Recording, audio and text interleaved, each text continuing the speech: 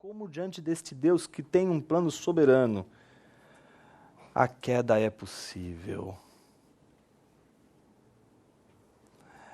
E é muito curioso, porque dependendo de como você entender a queda, Jesus vai ser o plano B. Entendeu o que eu estou querendo dizer com isso? Do tipo, Deus está ali, planejou o mundo, está vendo tudo acontecer, comendo pipoca, né? Não. E agora? Você!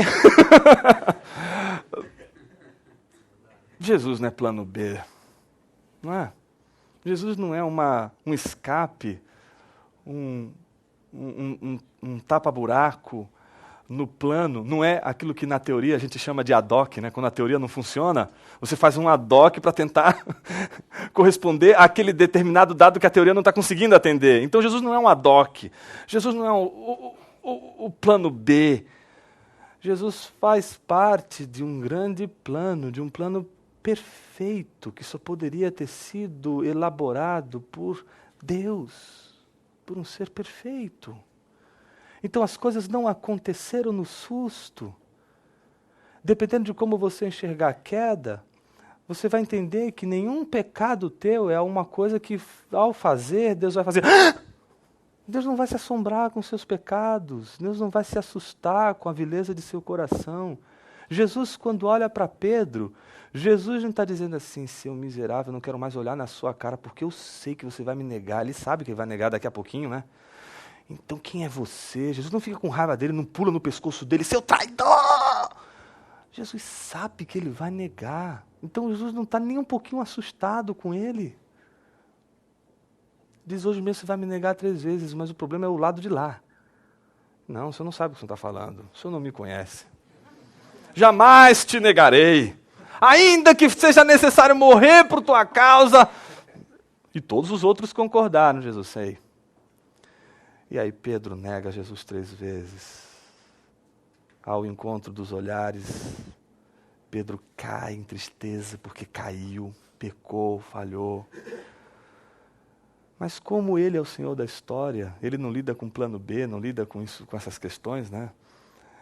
Não lida também, não está pouco preocupado com o histórico das pessoas. Não é? Ele olha para Pedro e no último encontro com Pedro, entrega para Pedro o que é mais precioso para ele, aquilo pelo qual ele deu a sua vida, a igreja. Por que Jesus entrega para um traidor aquilo que ele ama? Jesus entrega para o traidor aquilo que ele ama porque ele confia no traidor? Porque ele sabe quem é o traidor?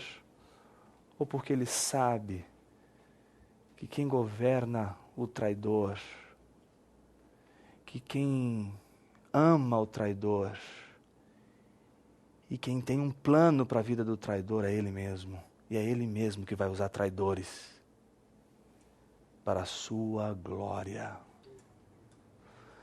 Então isso tudo gera implicações, vocês não acham? Gera implicações para a nossa vida. Como é que a gente vai viver a vida cristã? Como é que a gente vai ver até mesmo a nossa queda, o nosso pecado? Não é? Obviamente, quando eu digo nossa queda, não estou comparando em absoluto com a queda de Adão. Mas eu digo nosso pecado, não é? Alguém poderia dizer assim, Jonas, você está dizendo que cada um tem a sua queda, como fez Pelágio? Não, de jeito nenhum. Por isso que a nossa definição de queda foi a primeira a dizer que os nossos pais, os primeiros, pecaram. E por causa dele todos nós padecemos, obviamente. Mas toda essa questão leva a gente para uma questão muito curiosa, que é essa questão de como um Deus providente, um Deus que conhece todas as coisas e que no seu conselho decreta, no seu conselho predestina, no seu conselho ordena as coisas para um fim, como ordenou o homem no seu estágio mais elevado para o fim último, que era glorificar a Deus e ter prazer em sua presença e sem nenhum impedimento atingir esse fim e ser feliz. Não é? Então, como este Deus, não é? Diante desse Deus a gente pode pensar a possibilidade da queda. Não parece ser contraditório? Quantos e quantos não pensam assim, puxa vida, mas como pode ao mesmo tempo ele ser Senhor de tudo, saber o que o homem ia fazer e permitir que ele faça o que ele fez? E essa permissão não poder ser uma permissão do tipo lado B, ou do tipo plano B, do tipo, não vai ter o que fazer mesmo, então vai, né? Vistas grossas para coisas. Não, uma permissão que ao mesmo tempo é acompanhada da vontade. Ele quer, ele permite porque ele quer. Como explicar isso? Como entender isso? Como compreender essa tensão entre a providência divina, o conselho divino, o decreto de Deus e, ao mesmo tempo, um homem que tem que ser responsabilizado, um Jesus que sabe que Pedro vai negar, mas, ao mesmo tempo, um Pedro que não diz que ele negou porque estava determinado, mas é um Pedro que simplesmente assume, que se vê responsável, que é responsável pelos atos, responsável pela queda. A pergunta é, como pode, por exemplo, Adão ser responsável por uma queda que seria, de acordo com o conselho divino, improvável?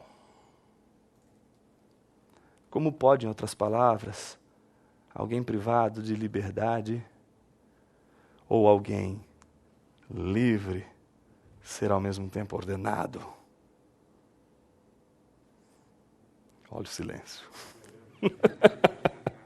Eu vou começar aqui convidando um dos teólogos que acredito serem mais importantes para os nossos dias, que é o Bavinck. E a cultura cristã brindou a nossa cultura, não só evangélica, mas a nossa cultura cristã como um todo, não é? Com uma obra fantástica, Dogmática Reformada, em 4 volumes. E o terceiro volume é o volume que ele trata da queda.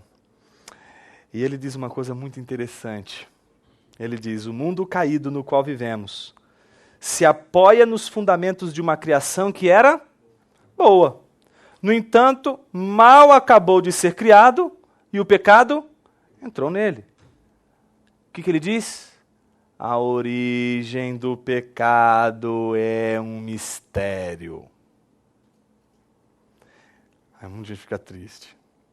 Jonas, não vai ter uma resposta para esse dilema? Eu vim aqui animado, eu vim aqui esperando a resposta, porque, aliás, eu tenho uma aula para dar sobre esse assunto esse domingo na igreja. Eu preciso resolver esse problema. E você vai me dizer que é um mistério. Ele não veio de Deus e, ao mesmo tempo, não está excluído de seu conselho. Deus decidiu conduzir a humanidade pelo perigoso caminho da liberdade pactual, em vez de elevá-la por um só ato de poder acima da possibilidade de pecado e morte. Ou então, voltando ao Anthony Huckman, nesse livrinho que eu falei para vocês, não é? O outro não falei porque são 4 volumes, né? Dizer que você não pode deixar de ler o Bavinck, não é? Antes de ir para o céu, vai ser caro demais nesse sentido, né? Mas então, o Criados à Imagem de Deus é um livro que você não pode deixar de ler antes de ir para o céu, você não pode passar dessa vida para outra sem ler. E ele diz o seguinte, a narrativa da queda em Gênesis 3 não nos oferece uma explicação para a entrada do pecado no mundo.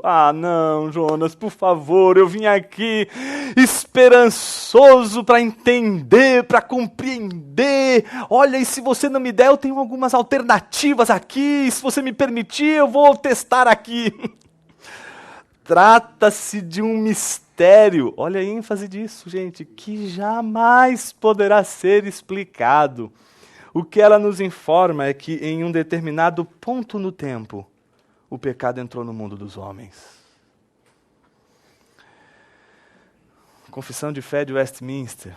Desde toda a eternidade, Deus, pelo muito sábio e santo conselho da sua própria vontade, ordenou livre e inalteravelmente tudo quanto acontece, porém de modo que nem Deus é autor do pecado, nem violentada é a vontade da criatura, nem é tirada a liberdade ou contingência das causas secundárias antes estabelecidas. Ou seja, como a gente então consegue sustentar essa ideia de um Deus que conhece todas as coisas e que não somente conhece, gente, não é só uma questão de presciência, é uma questão de providência, é uma questão de prover um futuro, de prover um ordenamento, de prover uma história, de prover um caminho linear, onde se tem um começo, um meio e um fim. A cosmovisão cristã não pode ser cíclica, não é uma visão de mundo cíclica, não pode e não é compatível com o eterno retorno do mesmo. A redenção não é retorno do mesmo, a redenção é a novidade, é a redenção de algo, é a transformação de algo. E é muito curioso, tem um começo, tem um meio e tem um fim, tem uma consumação. Então ele ordena as coisas para essa consumação, ordena as coisas para um fim, assim como ordenou o homem para um fim supremo. O homem é como se fosse uma flecha orientado para atingir um alvo, e esse alvo é Deus, e ele só vai sossegar. Daí a famosa frase, né, do Agostinho, né? Inquietum est cor nostrum, donec requiescat in te. Inquieto é o nosso coração. Imagina a flecha, está inquieta. Quando é que ela vai encontrar repouso? Donec requiescat in te. Enquanto ela, só quando ela repousar em Deus. No repouso em Deus, essa flecha ela encontra exatamente aquilo para o qual ela foi feita. Então, como é que esse Deus que ordena as coisas de tal forma e que provê o mundo, segundo o seu conselho, não é? Como é que ao mesmo tempo as criaturas não podem ter a sua liberdade violada ou violentada?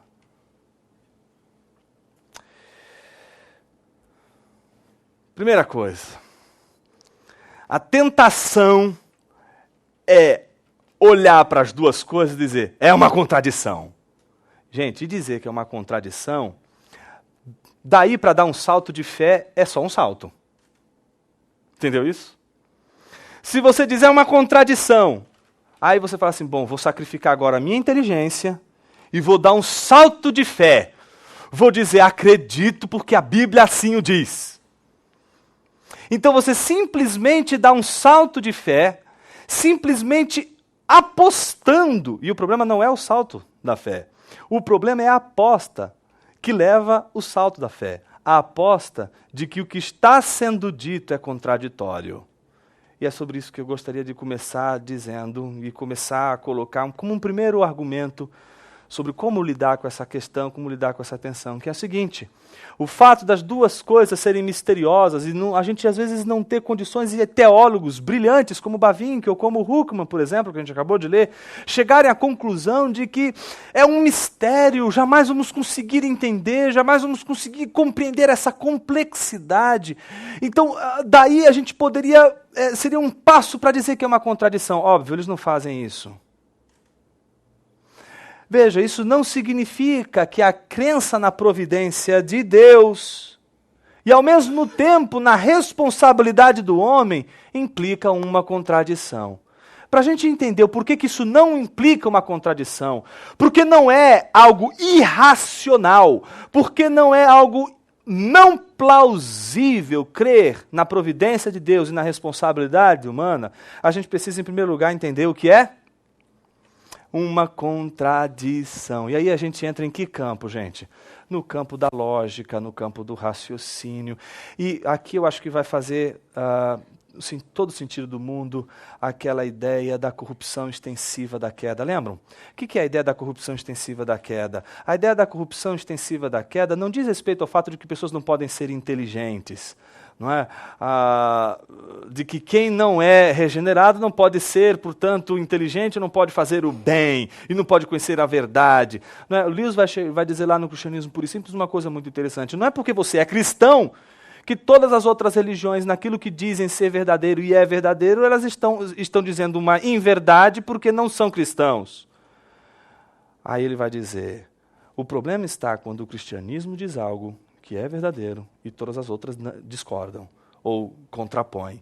Aí ele diz, seja o cristianismo verdadeiro e todas as outras falsas. Mas isso não significa que tudo aquilo que as outras dizem ser verdadeiro, e o cristianismo também concorda, que só porque ela está na boca de um não cristão, ela, portanto, seja uma inverdade. Ele diz, não, toda verdade é verdade de Deus, e vai apelar para a graça comum, e a graça comum vai entender isso, os graus, os limites e tudo. Só que toda essa bondade, toda essa inteligência, aquela ideia toda da corrupção extensiva do pecado é para mostrar que mesmo estas coisas, mesmo estes atos bons, mesmo a inteligência e tudo o que há de bom no ser humano, e nesse sentido, que seria bom, está dado sob os efeitos da queda. Então isso significa que a lógica também não pode escapar disso. E eu queria chamar muita atenção disso, porque a gente vai entrar agora no campo da lógica. E quando teólogos, estudantes de teologia entram no campo da lógica, é muito fácil um cristão ser enfeitiçado pela razoabilidade, pela formalidade dos argumentos e pela precisão dos argumentos e alcance da lógica e, de alguma forma, cair exatamente no ponto que Lutero criticou bastante a escolástica quando contrapôs a teologia da cruz à teologia da glória. A teologia da cruz não é uma teologia que contrapõe a expiação de Cristo na cruz, gente, à doutrina ao fato da ressurreição de Cristo na cruz. Está entendendo? A teologia da cruz é um contraponto à teologia da glória, que é a teologia dos escolásticos, a teologia racionalista, uma teologia que entende que é possível chegar ao conhecimento de Deus e que é possível isso por causa da razão, e ela tem meios suficientes para isso, porque a queda, os efeitos da queda não foram suficientes para afetar a razão neste quesito. E o que os protestantes reformados depois vão afirmar é o contrário, dizer, não, o alcance dessa corrupção é extensivo, toca também a lógica, toca também a razão, toca também a nossa inteligência, toca tudo. Então, mesmo quando a gente vai entrar na lógica, e a lógica é um apelo à verdade, a lógica é uma instrumentalidade para a verdade, nela está exatamente uma busca que o ser humano tem por princípios absolutos e que levem ele para além daquela areia movediça parmenidiana, onde o homem é a medida de todas as coisas, e ele vai buscar uma medida acima disso tudo, e a lógica vai dar isso, vai buscar algo que não esteja fundado meramente no seu gosto, nas suas afecções, mas que esteja para além disso. E às vezes, neste afã de buscar estes padrões e soluções que a lógica apresenta de maneira muito clara, muitos teólogos acabam esquecendo deste princípio valioso de que a queda afetou todos os aspectos e dimensões da expressão humana, inclusive o da lógica.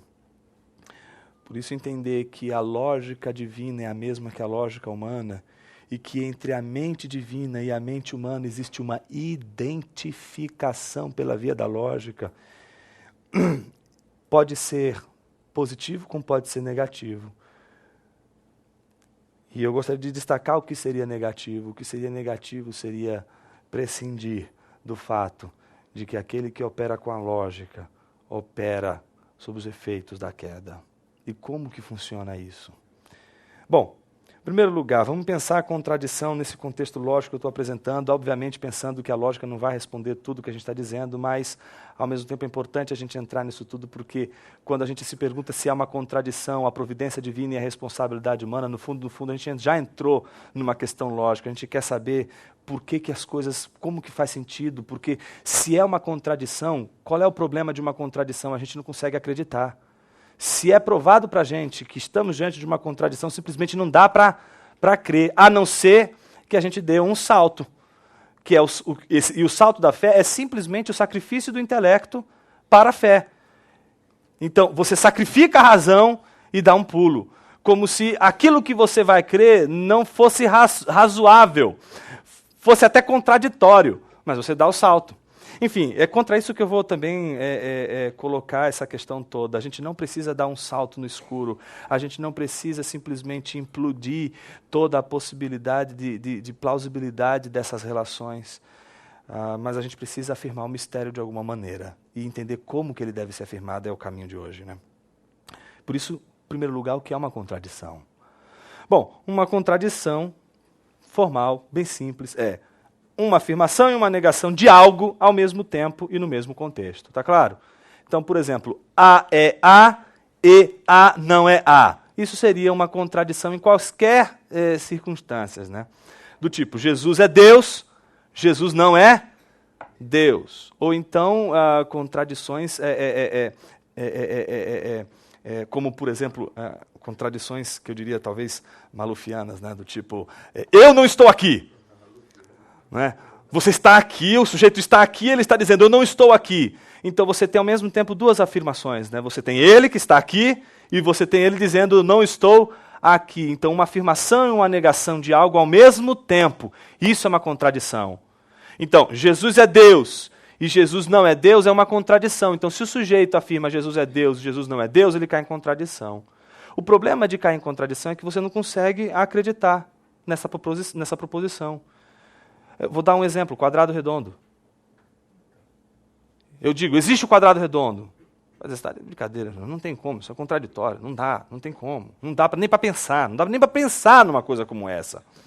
Pois é verdade, é isso que acontece quando as coisas não são plausíveis.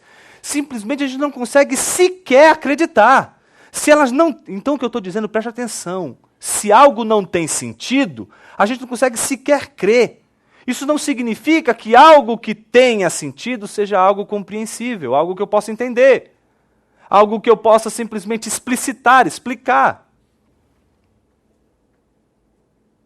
A vida tem um sentido.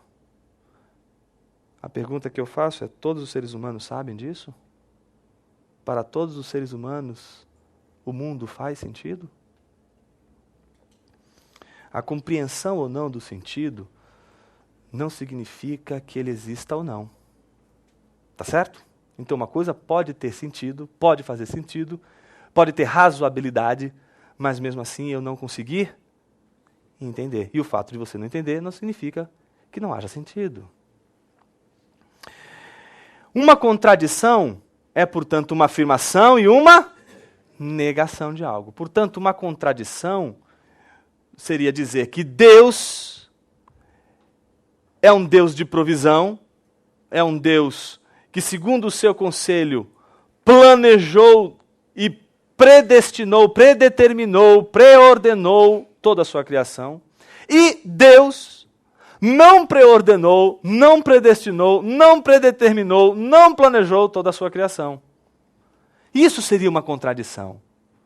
Outro exemplo de contradição. O homem é responsável pelos seus atos. E o homem não é responsável pelos seus atos. Isso é uma contradição. Por que é uma contradição? Porque eu estou afirmando e negando algo ao mesmo tempo. Estão entendendo isso? Na filosofia, principalmente na filosofia e na lógica, é importantíssimo entender o conceito de contradição. Porque o princípio da contradição, ele é fatal em qualquer argumento.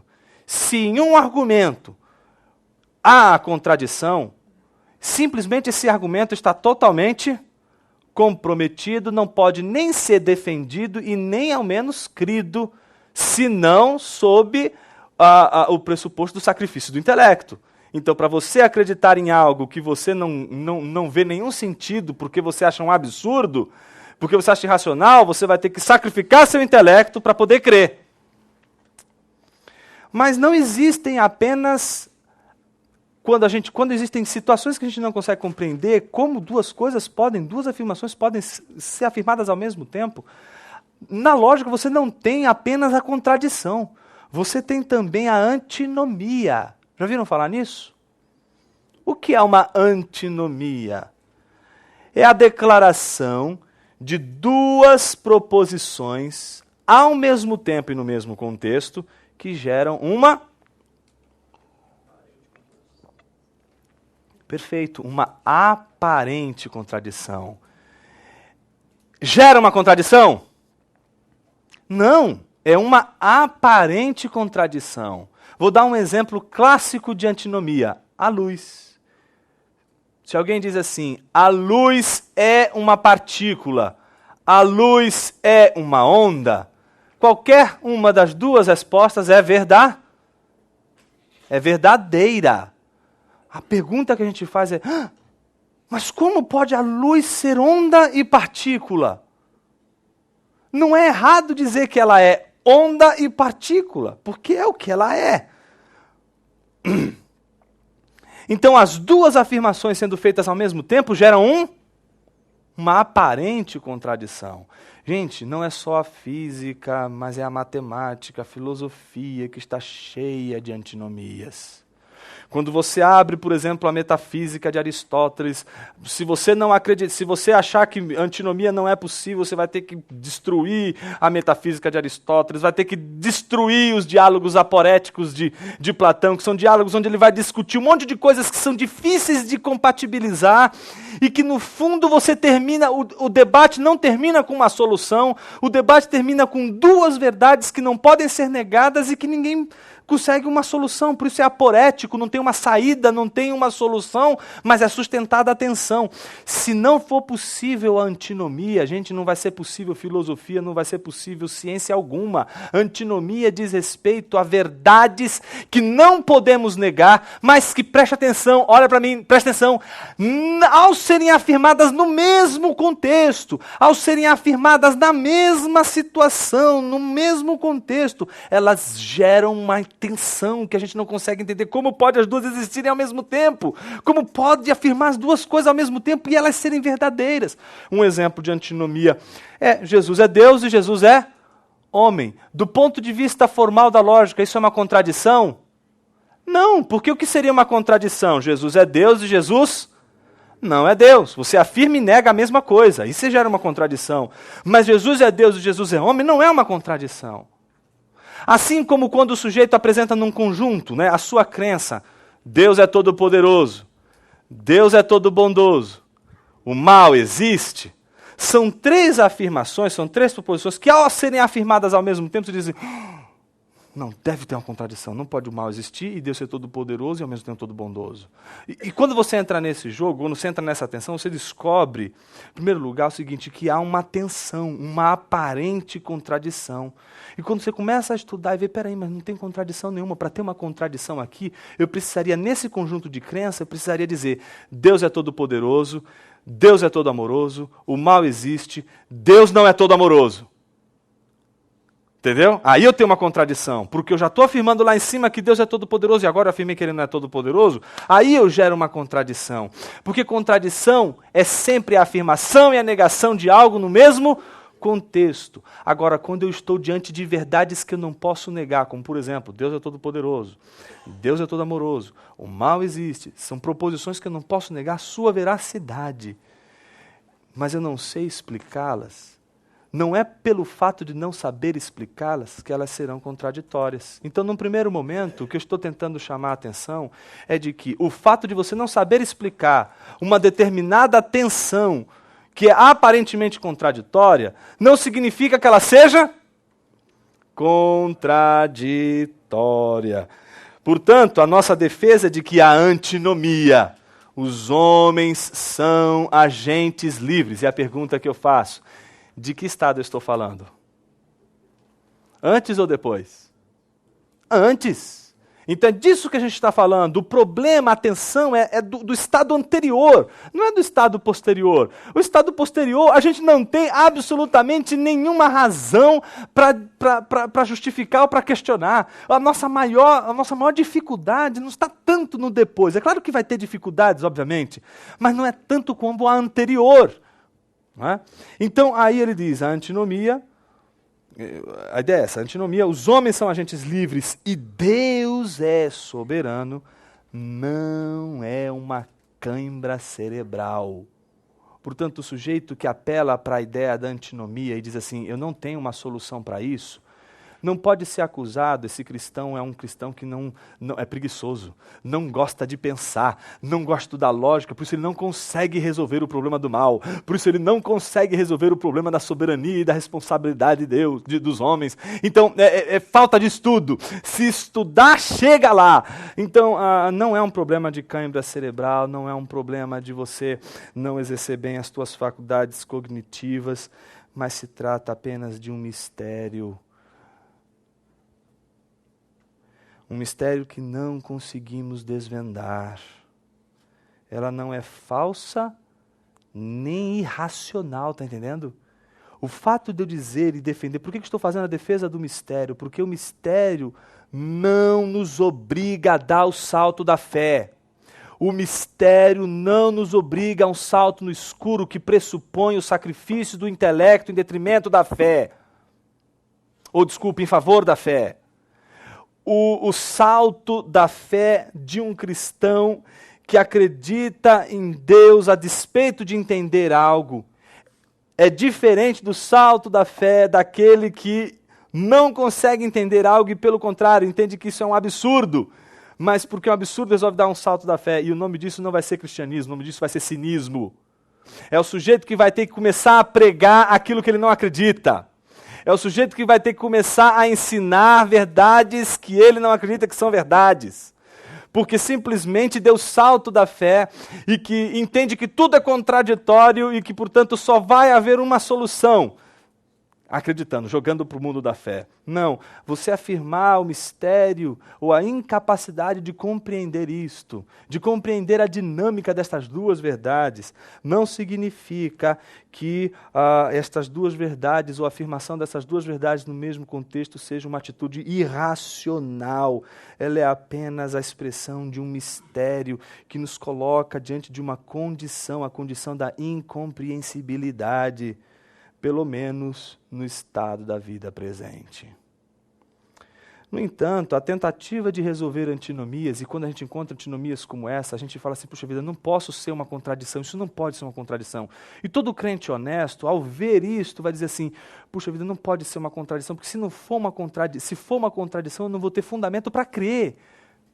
Porque como é que eu vou crer no contraditório? A não ser que eu dê um salto da fé que vai ter que sacrificar minha inteligência. Então, a única maneira é entender que há uma razoabilidade em tudo isso, ou seja, que há um sentido em tudo isso. Então, nessa busca de tentar resolver antinomias, e a proposta aqui, o que eu estou, em outras palavras, dizendo, eu estou desencorajando vocês a fazerem isso. No fundo, você pode até não concordar comigo, depois a gente discutir, etc. Mas a proposta da reflexão de hoje é de desencorajar de resolver antinomias. Por um motivo muito simples.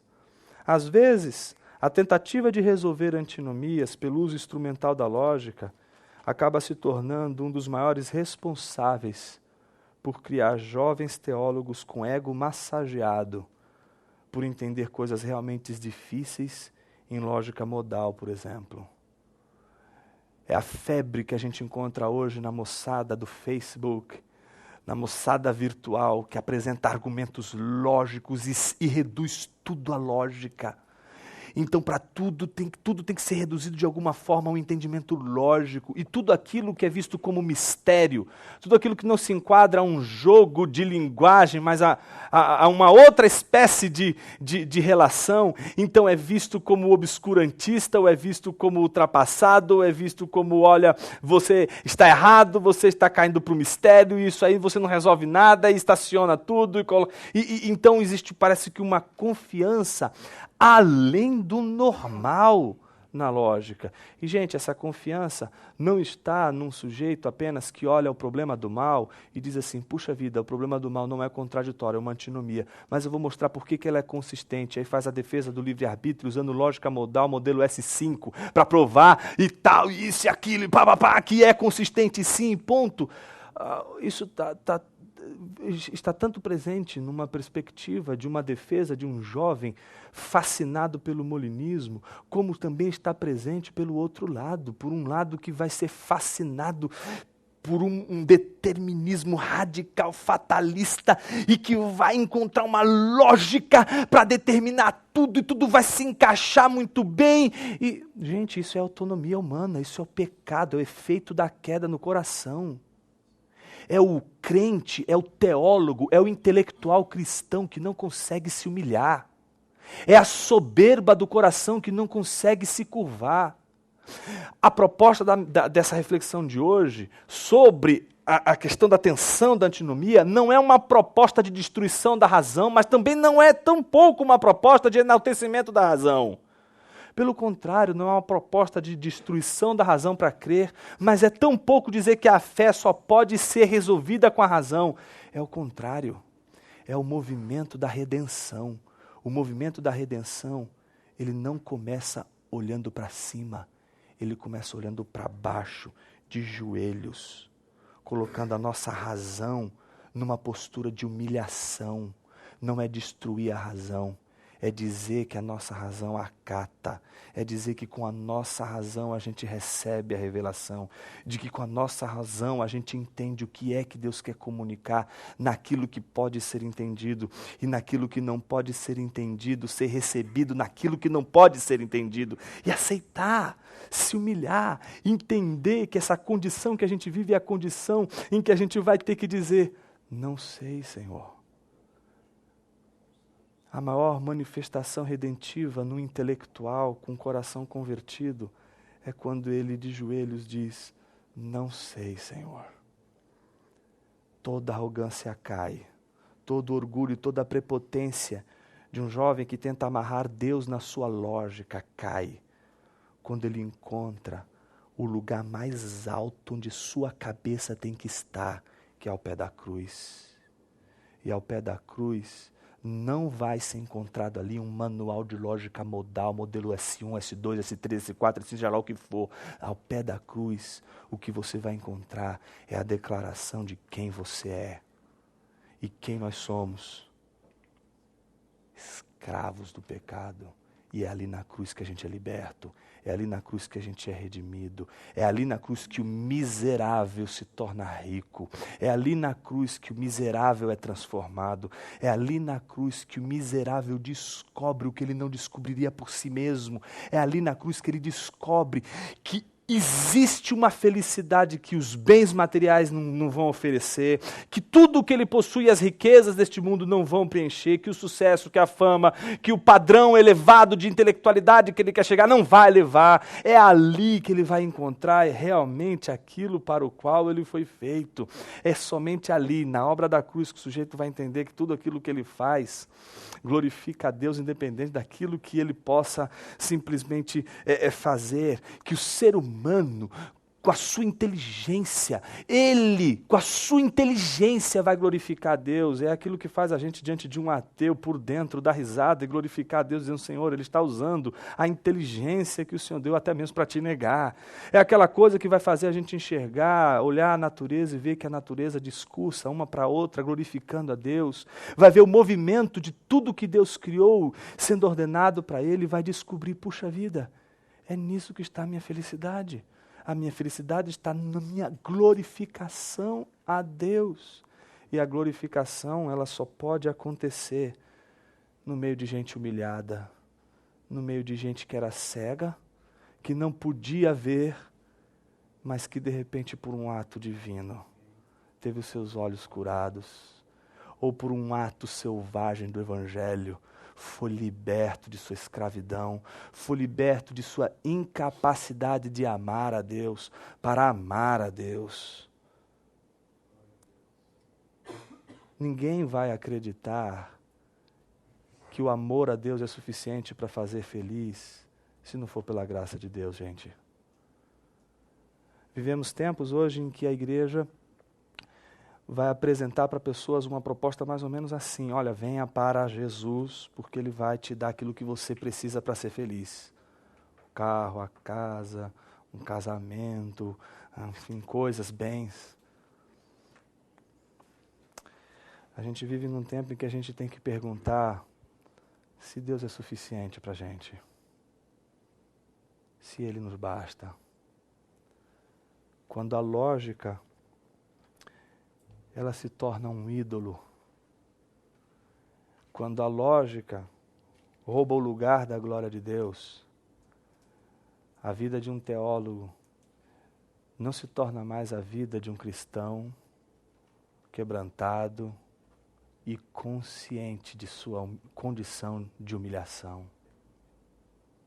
A gente precisa de teólogos que entendam as antinomias do Evangelho, entendam as antinomias da revelação de Deus não como contradições, não como proposições irracionais, mas que entendam esses movimentos do Evangelho e da revelação de Deus como movimentos que nos humilham, como verdades que nos humilham, como verdades que não podemos negar, mas que colocam a gente no nosso lugar, que fazem com que a gente possa ter alguém superior, capaz de nos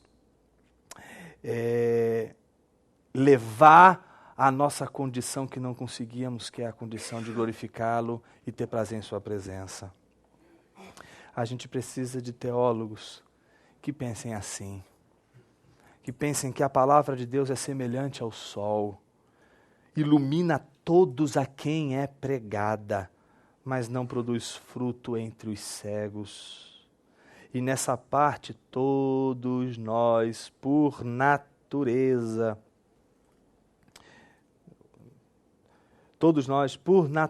somos cegos. Por isso, não pode penetrar em nossa mente, a não ser pelo acesso que lhe dá o Espírito, esse mestre interior, com sua iluminação. Somos obrigados a olhar para cima, não só para que em jejum e famintos busquemos o que nos falta, mas também para, despertados pelo temor, aprendermos a humildade.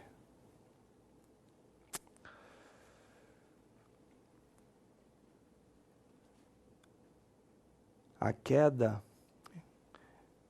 deve servir para alguma coisa. E talvez o mais importante nessa manhã seja para nos ensinar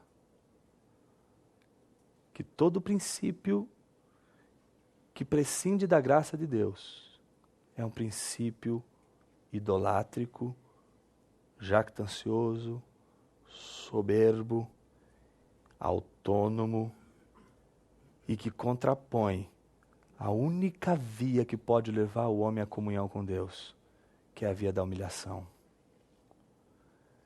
Deus nos ensinou que a comunhão e a redenção vêm pela humilhação. E Ele ensinou isso com o seu corpo. Ele ensinou isso com o seu sangue. Ele ensinou que é com a humilhação que se redime. É com a humilhação que se participa da redenção. É com a humilhação que a gente pode participar desse grande projeto de Deus, nos fazer felizes. A gente não pode ser arrogante, porque num belo dia a graça de Deus repousou sobre o nosso coração e, como disse Agostinho, feriu. E aí a gente descobriu Deus e começou a amar e sentir felicidade para valer. A gente não pode se achar arrogante e dizer, ainda bem que eu fui escolhido por Deus. A gente tem que nessas horas dizer, Senhor, por que eu? Porque eu em nada sou diferente aos outros. Porque a gente precisa de teólogo humilhado. A gente precisa de teologia humilhada. E para isso a gente vai precisar de teologia de inteligência humilhada. Teologia humilhada, inteligência humilhada, não é teologia que destrói a razão. É a teologia que faz a razão orar. Que faz a razão dobrar o joelho. Que faz a razão olhar para verdades que não podem ser negociadas por causa da lógica. Que não podem ser negociadas porque não cabem dentro do nosso sistema lógico. Deixo com vocês um trecho bombástico do Bavinck, que seja uma bomba hoje na minha vida e na sua vida. A gente sai daqui com esse trecho reverberando dentro, na mente, e que você não saia daqui em paz, que você saia daqui perturbado, que você perca suas noites de sono, assim como eu. A gente não durma enquanto a gente não encontrar em nossos atos, em nosso coração, em nossa mente, a humilhação como o caminho do crescimento com Deus. Bavinck diz lá na Dogmática Reformada, volume 3, né? Depois da questão da própria existência, a questão da origem do pecado é o maior enigma da vida. Todo mundo está de acordo com isso? Mas eu queria chamar a atenção para o que vem depois. E esse enigma é a cruz mais pesada que o intelecto tem de carregar.